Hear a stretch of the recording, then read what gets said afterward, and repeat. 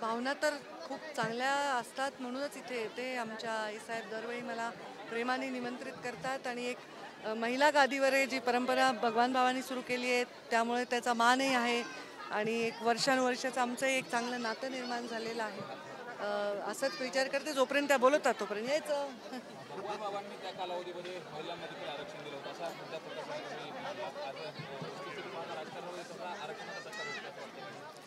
प्रत्येक वाक्याचं एवढं टेन्शन तुम्ही घेत जाऊ नका. आज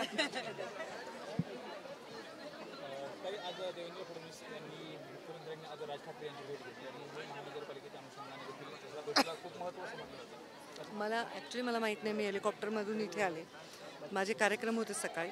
त्यांनी जर भेट घेतली असेल त्याच्यावर मी टिप्पणी काय करणार? त्या दोघांच्या भेटीमध्ये तेच बोलू शकतात. काय ताई, मुंडे साहेबांवर प्रेम करणारे लोक फार मोठे आहेत आणि जर त्यांचा एक वेगळा पक्ष काढायचा ठरला तर एक वेगळा पक्ष होईल असं देखील तुम्ही म्हटलं होतं. त्यावरून बरीच चर्चा एक डॉक्टर गिरासे म्हणून आहेत नाशिकमध्ये, त्यांनी माझ्या आधी भाषण केलं आणि ते मला सांगितले की मी किती मुंडे साहेबांवर प्रेम करायचो ताई. मी गुरुमाऊली आणि मुंडे साहेबांना खूप वेळा भेटवायचो आणि त्यांच्यामध्ये प्रेम आहे माझ्यामुळे आणि माझा एक त्याच्यात महत्त्वाचा रोल आहे. आणि ताई, तुम्हाला माहिती आहे का, मुंडे साहेबांवर प्रेम करणारे लोक इतके आहेत की ते जर मोजायला गेलो तर एक पक्ष निर्माण होईल असं ते म्हणाले.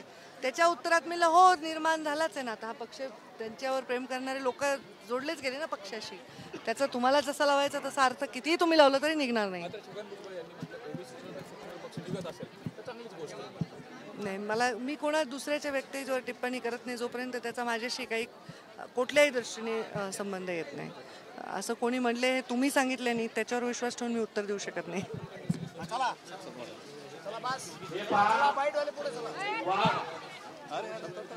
तुम्ही जो प्रश्न विचारता त्याच्यावर जो नेता उत्तर देतो तो म्हणजे जरा विचार करूनच उत्तर देत असेल ना कोणी पण.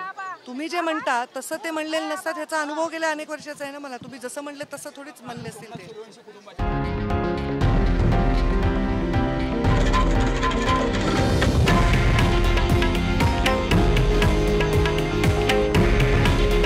हे आहे देशातील नंबर 1 न्यूज नेटवर्क आणि आपण पाहत आहात TV9 मराठी.